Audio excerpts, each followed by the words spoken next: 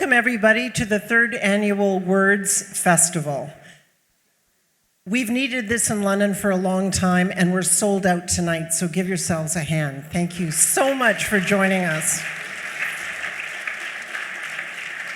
We're celebrating all things wordy this weekend: poetry, indie publishing, local indie publishing, graphic novels, guerrilla, slam, lab, the Aboriginal perspective, novels, many ideas, many topics, and I hope you'll join us for the next 3 days. I'm including tonight as number one. Can you still hear me? There you go. I'm Janice Zolf. I forgot to introduce myself. I've been here for the last 3 years, very honored to be one of your wordsmiths tonight, along with my colleague Josh Lambier, who will be doing the word panel, again, hosting that. He always gives us great insights into the world of words. And he'll be taking us along a journey with some illustrious authors. This evening could not exist without our special sponsors, and many of them have been on board since day one. They've had a lot of faith in words, and we thank them so much for being our official sponsors. First of all, Scotia Wealth Management, in particular Matt Barry, Rob Kellen, and Brian Lassard. You've been here from the beginning. Thank you from the bottom of our hearts. Lerner's Law Firm, in particular Graham Porter and senior partner Peter Downs. Thank you both. And thank you, Lerner's. And this is what happens when you use your iPhone instead of a physical script. And next on our list, John Payton. He flew in from New York. He's been here from the beginning. He's a very special guy who supported this festival from day one. He grew up here in London. John Payton. He's come back. Thank you so much, John. CEO of IVA Ventures in New York. It's a venture capital company that funds digital media companies. And if I have it correct, you've been celebrating the word from day one, right? It's all about words. Welcome home, John. We'd also like to thank Western University Libraries, Fanshawe College, the London Public Library, Museum London, Ellipsis Digital, the London Free Press, Downtown London, the Ontario Arts Council and London Arts Council, and the Delta Hotel. Please join me in thanking all our sponsors.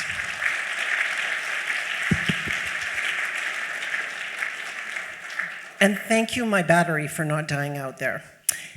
Andre Alexis is a Canadian novelist, playwright, and short story writer whose debut novel, Childhood, in 1997, a story of one man's attempt to find balance between a thirst for knowledge and the power of love, was co-winner of the Trillium Book Award with Alice Munro. It was also shortlisted for the Giller Prize, and it won the Books in Canada First Novel Award. Not bad for a beginning. It was about a year ago today, and I guess it's coming up on Monday, Andre Alexis' novel 15 Dogs won the prestigious 2015 Scotiabank Giller Prize. And in that same week, if I have it correctly, the Rogers Trust writers, all in 1 week. Unbelievable. That was a great week. And it was also shortlisted for the Toronto Book Awards. This wonderful book questions, what does it mean to be alive, to think, to feel, to love, and to envy, and what is the meaning of life? But that's just for starters, and we're going to get to that in a few minutes. Andre was born in the port of Spain, Trinidad, and he came to Canada with his sister in 1961. They lived in Petrolia and then moved to Ottawa with his family. Andre began his career as a playwright in residence for the Canadian Stage Company, where he released a short play titled Lambton, Kent. That was in 1995. His first published work of fiction was Despair and Other Stories of Ottawa in 1994, shortlisted for the Commonwealth Prize. And then in 2005, Andre published Ingrid and the Wolf, his first work of juvenile fiction, shortlisted as a nominee for the Governor General's Award for English Language Children's Literature. And then in 2014, Andre Alexis published Pastoral, the first in a planned series of 5 novels on philosophical themes. And the third novel, which just came out in April, The Hidden Keys, available downstairs, is his most recent. Andre Alexis lives and works in Toronto, where you've no doubt heard him on CBC Radio. Where he has hosted many programs. He reviews books for the Globe and Mail and is a contributing editor for this magazine. We are so grateful to have Andre Alexis here. Come on up, Andre.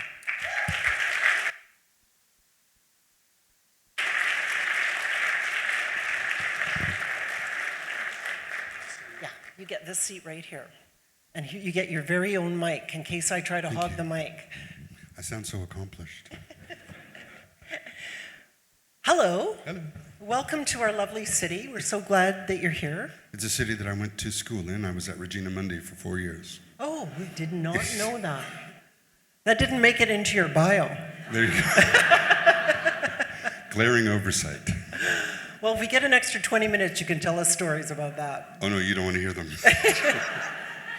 So it was about a year ago that Rick Mercer said, and the winner is. Mm-hmm. What was that like? Nothingness. So you're at a table, there's a bunch of people, including Buffy St. Marie, who's right there going, breathe, breathe, because she taught me how to breathe properly. And then your name is called and you feel absolutely nothing except, okay, so I guess I have to go up there and get a check for $100,000. Not bad. Wow. And so I went up, but the moment in which it actually made sense for me was, so at the Giller, you can only have like 2 guests. So I had my daughter and my mom beside me. But my family was in the Ritz-Carlton on the 7th floor, and they were watching it on TV. So when I won and it was announced, they flooded down. And so I had taken the check, and it was like a herd of elephants. My sisters were crying and laughing at the same time. They grabbed me, my nieces were on me, and it was at that moment I thought, hey, actually, this feels good. Yeah. Because my family was there. Isn't that fantastic? It was great. I bet you've replayed that memory a few times in your head. Yes, I have pictures of it too. And now London knows all about it. Now, I was trying to think of one word that would describe the last 2 books I've read, The Hidden Keys and 15 Dogs. And you'll be surprised, but it's plunge. And the reason I say that is one of the things I like so much about these books is you plunge the reader right into the story. Mm-hmm. They're right from the opening paragraph. And I'm one of those people that I go into a bookstore, and usually in London it's either the bookstore at Western or Indigo, and I read the first couple of pages, and if I don't like it, I leave, and I leave the book on the shelf. You're supposed to go to page 69, read the first paragraph that is complete there, and if you want to read further, buy the book. Oh, I didn't know that. I believe that's the Telegraph or one of the London papers test for if you want to buy a book. Really? Okay, yes. So I've been doing it wrong all these years. Yes. Well, I was immersed by the first paragraph, and so I thought I would just read that first paragraph. Sure. And then you're going to take it from there, and we'll talk about that. And I should probably have your iPad instead of the book, but here we go. So this is from 15 Dogs, which won the Giller about a year ago. One evening in Toronto, the gods Apollo and Hermes were at the Wheat Sheaf Tavern. Apollo had allowed his beard to grow until it reached his clavicle.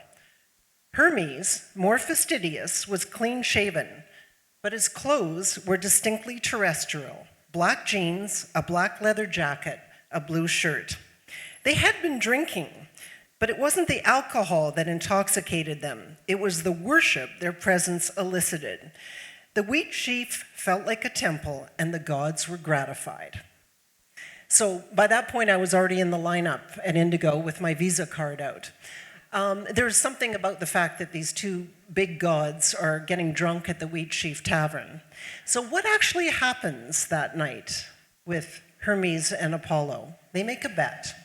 Well, they make a bet, drunkenly, I suppose, about the nature of human intelligence, whether it's a curse or a gift, and they wonder whether human intelligence, the way humans think, would make the lives of dogs or animals, any animals, better or worse. And they happen upon 15 dogs that are in a kennel and endow them with human thinking, as opposed to whatever thinking canines have, which is probably just as sophisticated as ours. But they get turned into humans in dog bodies, I suppose. So by page 3, the dogs wake up in the kennel and their lives have changed. Mm-hmm. They have human intelligence. Yes. What prompted you to come up with this idea? That's a little bit complicated.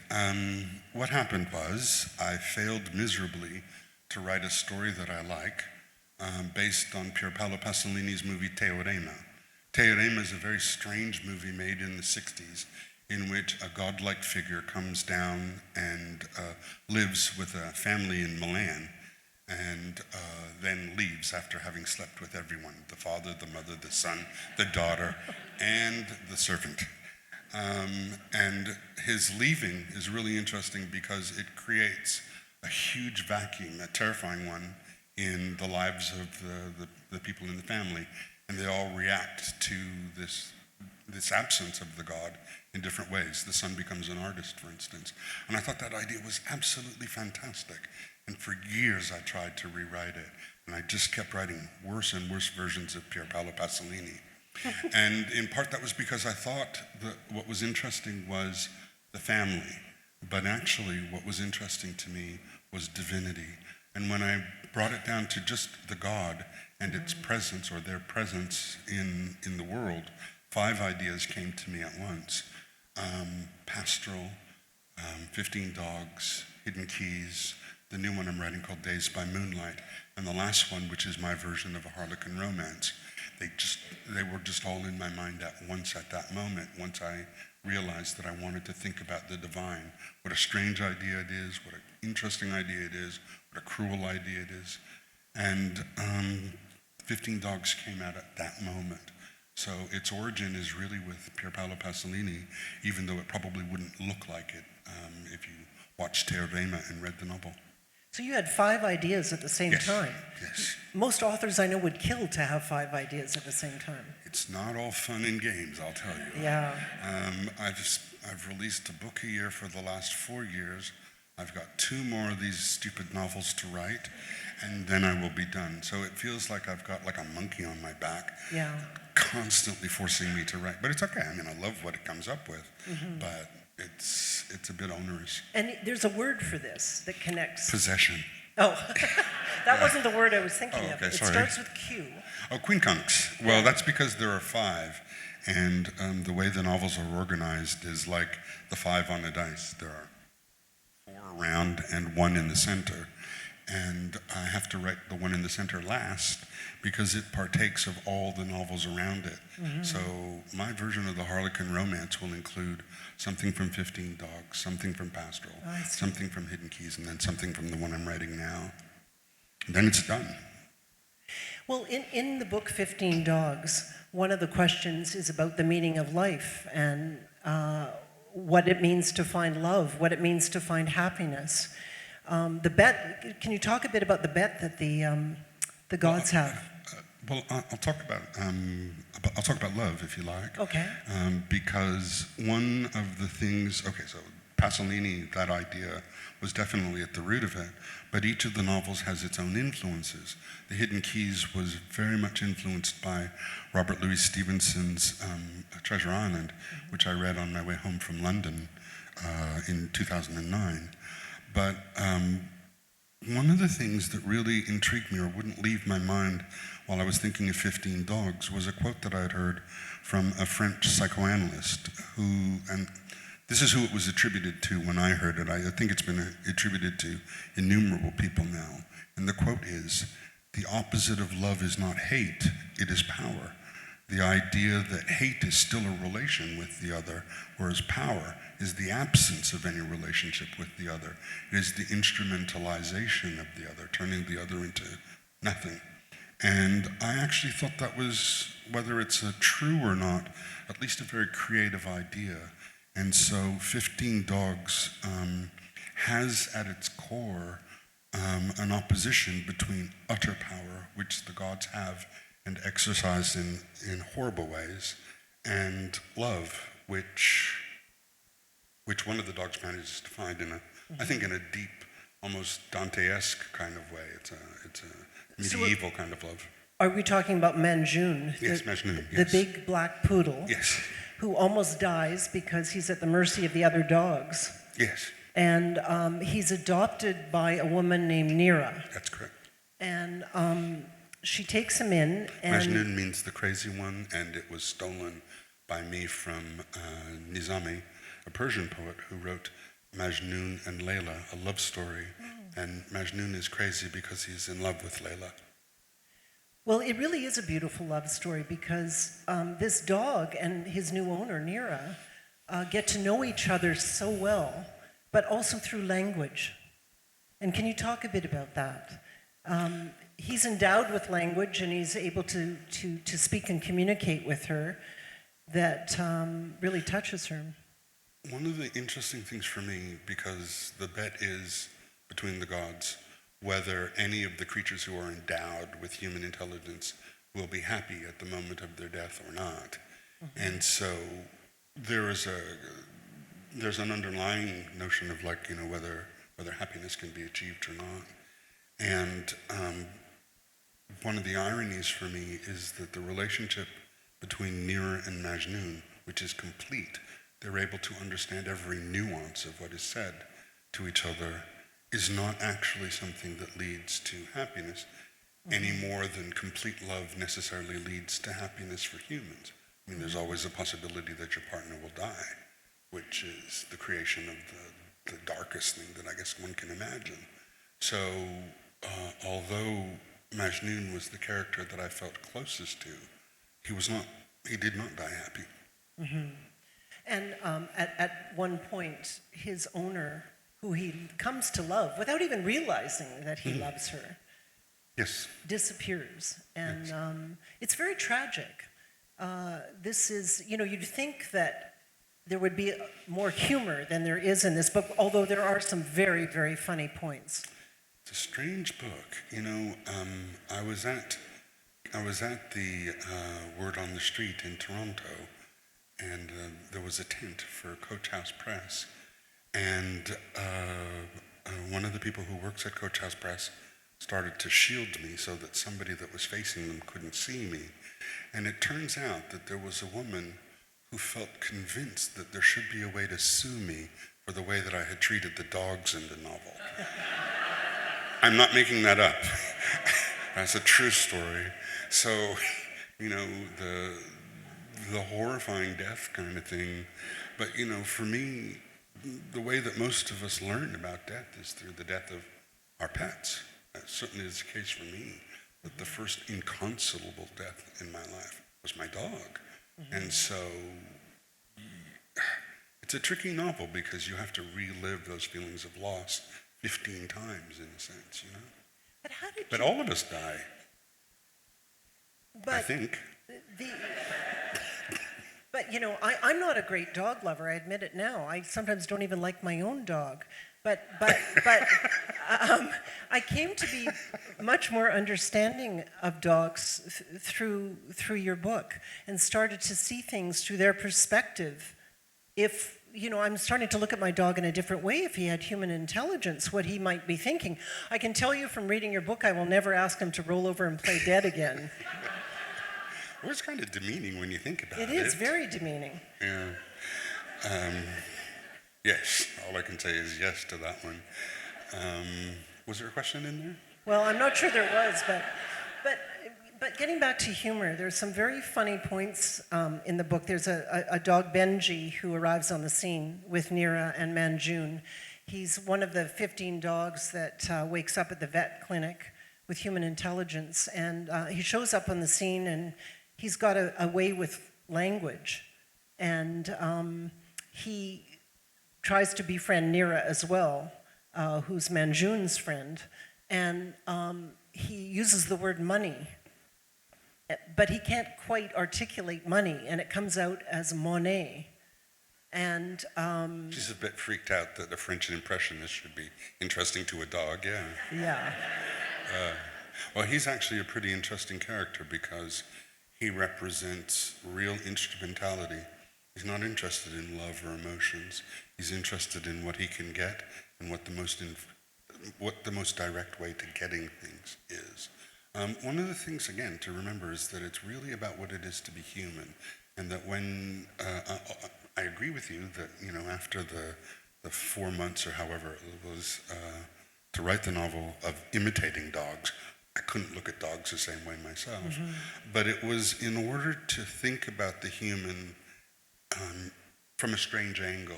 So I wasn't really all that concerned with modern theories about how dogs think or what a dog might actually think or feel. I was more concerned with making you feel through the dogs the strangeness of what we do and how we think. So in effect, in the novel, there's a kind of covert history of human thinking that goes on as well. You can probably recognize, if you've done like a first-year philosophy course, some of the thinking and some of the philosophy that goes on in the novel. But even if you haven't studied philosophy, there's still there's so many levels in this book to question. I mean, just the way the humans treat each other and treat the dogs is something to think about. And the gods, Apollo and Hermes, they don't look at the human race all that fondly. You were quite critical there. Do you know, it's funny. For me, yes, of course, it's based on the Greek gods. And the Greek gods are horrendous and childish and unpleasant. But part of why I used Hermes and Apollo, was that when I was young, 9, 10, my father was earning his degree at the University of Ottawa, and his bird course was a course in classical literature. And so he would read to me from Homer the little bits and pieces that he had to know for his chorus. So all of these gods in Greek literature are associated with my dad taking a course at Ottawa U. So there's kind of a personal element to it. So it stuck with you, obviously. It did, yeah. Polyphemus, I knew the name of the Cyclops before I knew Cheyenne. Maybe these should be children's stories from the beginning. Yeah. What about the smell? You captured the smells of Toronto in various levels. I suppose from a dog's perspective, but I don't think I could walk through High Park again without thinking at it. The weirdest thing was trying to imagine why urine smells good. What it was that it was just one of these accidents that happened. I was listening to the CBC one day, and it happened to be a documentary on the senses in dogs. And the thing that stuck with me was the host said that if a dog walks into a room where you're making an Irish stew, it can actually smell the constituent elements of that stew. So we'll go, barley, beef, maybe some pepper. I mean, so it could recognize all of the elements in it. And I thought, well, that's fantastic. And so that was how I imagined the city of Toronto as being like a great big thing that had layers and layers and layers of scent to it, which I could approach and just think of, bird shit under bridges. What's that like? What's the ammonia like? So it made me rethink Toronto as an environment that is obviously filled with smells, both horrendous and wonderful. Or fried liver. Or fried liver. I like that smell. Yeah. I seem to remember that somewhere in the book as well. Yeah. In some ways, this and The Hidden Keys seem to be an ode to Toronto. There are so many. They are. And why? Because for the longest while, I wasn't able to write about Toronto. I was born in Trinidad, but came to Ottawa when I was 3 or 4. And all of my intense personal memories are based in Ottawa. And that's important for me. I don't know for every writer, but for me, because when I need to set a scene in a certain place, I like it to have a kind of emotional resonance. Mm-hmm. So I know that if I'm setting a scene at the National Arts Center, how I feel about that. I don't have to worry about the intensity of the emotion. The city of Ottawa is a map of my emotional feelings in a way. The city of Toronto isn't. I've lived there for well over 20 years now. My daughter was born there, and it still hasn't become what Ottawa was. It never will. No place will become like Ottawa for me. But I suddenly realized that I was going about it wrong, that in fact, wanting Toronto to be my Ottawa made no sense. It could never be. I could never have that kind of original relationship to that city. But being an outsider meant that I could see things from a different perspective, and they were interesting. I finally allowed myself to be an outsider to Toronto, and part of what I was writing when I was writing Hidden Keys was an answer to the question that I asked myself. What would I utterly miss if I were never able to see Toronto again? And partly is the lake, partly it's a kind of, there's vistas on it, and then there's the way certain neighborhoods feel. I've lived in Parkdale for over 20 years, so it's the feeling of Parkdale. It's the surprises that a sometimes dull city can offer you. All of those things were like really important, and I was able to consider them almost objectively. I was able to think of them and try to understand why they meant so much to me. So both 15 Dogs and The Hidden Keys were a discovery of the city of Toronto, where my daughter is born, so I have a natural tie to it now. But the emotional and the physical are now part of me too, having gone through this journey. And you really feel the fabric of Toronto in both these books. If Hidden Keys in particular is successful, yes. The problem with trying to define a place is that the more specific you get, the less anybody else will be able to enter into it. Right. If I'm utterly specific, then only someone from Toronto could appreciate it. But if I'm too vague, it could be any city. So the challenge for any writer that is interested in a place is allowing space for a reader to feel themselves in that place, but putting enough in that it is a specific place. And not just the kind of obvious things like the lake and whatnot, but small things like what Chinatown feels like, or what it's like when you're over in the beaches. Small things that add up. But you also do it, of course, through the characters. And again, the opening, you plunge us right in The Hidden Keys. In the opening paragraph, you introduce us to a thief, a young thief. He's what, 25, 26? Yes. Tancred. Yes. And he's got a diamond, a black diamond, right in the first paragraph that he's considering what to do with it. And so you don't beat around the bush. You get right to it. That's because my idol is Leo Tolstoy, and he said, start in the middle. And he got it from Pushkin, so I'm just copying a bunch of people. Can you give us an idea, maybe tell the audience just a bit about the plot of The Hidden Keys? Well, The Hidden Keys is, so in 2009, I'm flying home from London, and the Times of London has secreted a book. It was Jane Eyre the week before, but it just so happens that the week that I bought it on the way home, I got a copy of Treasure Island. And I read Treasure Island for the first time since I was a child. And I was struck, again, by how beautiful a writer Robert Louis Stevenson is. And he really is a truly lovely writer of English prose. That struck me, but the other thing that I hadn't realized was that the journey that Jim Hawkins makes is a moral one. That it starts off in the inn that his parents own, and the pirates come in, and it becomes who is good, who is bad, who can you trust. In searching for the treasure, there is also a real search for what is good, what is moral in the world. And I thought it was tremendous that this book, that is basically at the origin of all our pirate stories, is also a truly interesting look at good and evil.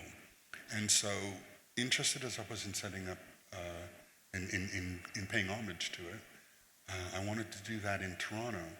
And it struck me that it had to be a book about young men, because they're still at a moment where good and evil matters, but isn't settled. And they're also, for these young men anyway, where they have a code of conduct that sometimes takes the place of thinking and sometimes replaces real consideration of what you do and what its implications are.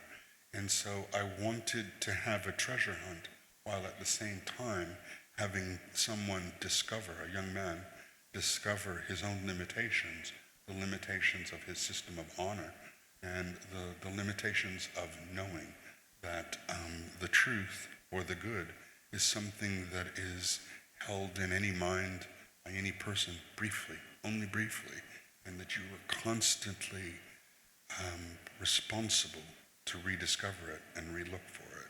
So that was at the origin of Hidden Keys for me. We can't be fooled by the fact that he's a thief. No. He does have a real code of conduct, and it's not about the money, even though he's a sophisticated thief. Sometimes it's just about the getting away with it. Nobody is who you quite think they are in the novel, and that's deliberate, because for the reader, the world of Hidden Keys should be at least as treacherous in terms of meaning as it is for Tancred. And so, again, if the novel works at all, you're going through a journey in which you're forced to consider what it is that you've read. At what point are you happy with your book when you know it's finished? How do you know? Wow. Well, I'm someone who hates my work, in the sense that I'm glad that it's done and it's thrilling to do, but that there's a kind of embarrassment when it's done because you're done with it. It's kind of like the spore of the adventure. You've gone through this process in which whatever story you've told it from a million dimensions. You're considering this word, this sentence, that sentence. Virtually when you're working with a novel or even a short story, they can mean infinite amounts of things. And then by the time it's over, they're kind of reduced to this thing, this final package, which is wonderful because it means your duty towards it, if you've done your duty properly, is over, but which is also hugely disappointing.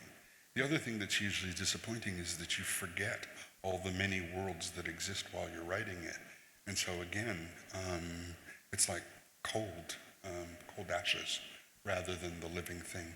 I mean, I'm sure there are other people that love their work. I remember feeling a real sense of jealousy by Ray Bradbury, who said that on nights when he couldn't sleep, he would go down to the kitchen, make himself a cup of milk, warm milk, and then go to the library, pick up one of his books and read it, and enjoy what he had done. I thought that would never happen to me. Never. That would curdle the milk. So. But are there moments of real elation, like the golden moments? While you're writing, but not afterwards. Mm-hmm. Yeah. While you're writing, but not While afterwards. You're writing. Yes. I mean, I think afterwards there's a kind of coming to terms, because if you're lucky, and I have been lucky because this last year people have been interested in what I do. I mean, the fate of most Canadian writers is to write until you turn to dust and nobody cares. But, you know, I feel very lucky that the last year people have been interested. But what's interesting in that is that I've become a spokesperson for an Andre Alexis that no longer exists. And so it's kind of like, okay, I'm one step removed. But then also, I know a lot of people think that you should be gratified when people like your work, but you are dealing with people who sometimes have extremely strange ideas of what your work is. Mm-hmm. And so the range of meanings that people assign to it can be bewildering. And so part of meeting people afterwards is trying to figure out whether they're going to like it or not like it, or what version of it they like, you know. Mm-hmm. And it's less a pleasure than an adventure. I heard somewhere that you listen to loud music on headphones while you're writing. Is that right? Yes, that's very true. Ear-deafening, ear-bleedingly loud music. What kind of loud music? ABBA. Well, I mean, it's like being at the dentist, isn't it? It's a particularly loud dentist, so I'm not worried about the music and its importance. It's just going, and so I concentrate. So does that put you in a different zone that I've always wondered if I would be a better writer if I listened to Beethoven. But the thing is that when I'm listening to instrumental music, I'm inclined to stop and listen. Whereas if I'm listening to pop songs that have words, I don't feel any need to listen to the words. A lot of, they're not very great, most of them. Papa Mau Mau is not going to trouble my consciousness. But there's a musicality to your language and the way you phrase words. Do you think that has anything to do with your background? It has more to do with my background than what I listen to, because it really is a kind of pleasing noise that I listen to. I started off wanting to be a musician, and music has been the single most important art in my life. I thought I would be a musician until I was 15, and then I stopped enjoying the company of musicians because they smoked too much marijuana. And so I really couldn't have the kind of conversations and, the interesting back and forth that I wanted. And that is partly why I started to write prose. I mean, I just like to talk, as you can tell. The music was there. But I think even more significant than, or just as significant as the music, is the fact that I love poetry. I've loved poetry since I was young. My mother read to me The Rime of the Ancient Mariner when I was 9 or 10. And so there's a kind of, again, a parental association with poetry. And also for the last 10 years, my best friend has been, and still is, Rue Borson, who is a poet. And she refuses to talk about fiction. So I end up talking about poetry. And so I've thought about it a lot. I've thought about how it works, how it doesn't work. I've thought about simplicity. I've thought about how if you are simple, you can have people come in a way that is more efficient than if you are not simple. What simplicity means, not necessarily small words, but simplicity of getting an emotion across as opposed to an idea across. So poetry does that with extreme efficiency. It's very fast. And prose can't quite get there. It can't be that fast, but it can borrow some of the efficiencies of poetry. Prince, one of the No. dogs, a poet? No. No. I wish I had made him a visual artist as I first intended. But the idea of a dog drawing with his paw was just so stupid that it couldn't last. So what was important for me about Prince was not that he was a poet. What was important for me was that he was an artist, and that he is an artist who has been cursed. He has been made strange from other dogs. He has also, by the time it comes to the end, he is the last person that speaks the language that is of his tribe. But he is able, through this transformation that art allows, to take a curse and turn it into something like a blessing. Mm-hmm. He is able to take this world that is so difficult and hard and turn it into something desirable. And I think that that's something that art does. And I don't think it's only what art does, but I think that art is an exemplar of a kind of transformation of tragedy and darkness into something livable. And if I had to say, what makes human thinking remarkable, it's the possibility of that transformation. What a positive, hopeful note to leave us on. Thank you. Thank you so much, Andre Alexis.